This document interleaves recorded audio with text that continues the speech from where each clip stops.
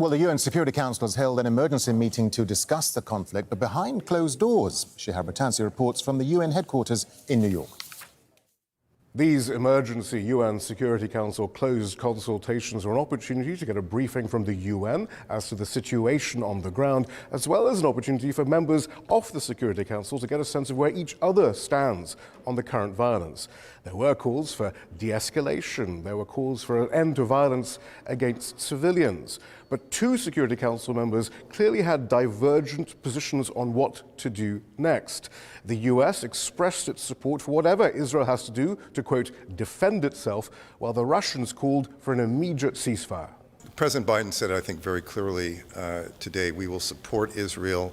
We will help them in carrying out their inalienable right to their self-defense. So I would just leave it there for the moment. We will obviously be having discussions with Israel as to how we can best support them as they take on this violent terrorist entity, Hamas. My message is to stop the fighting immediately, to go to a ceasefire, and to meaningful negotiations, which was stalled for decades, and that is partly a result of an unresolved issue.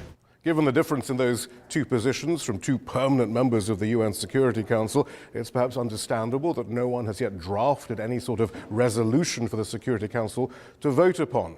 The UAE's ambassador to the Security Council expressing the opinion that she expected many more meetings and briefings to come on the situation. Shihab Ratansi, Al Jazeera, the United Nations.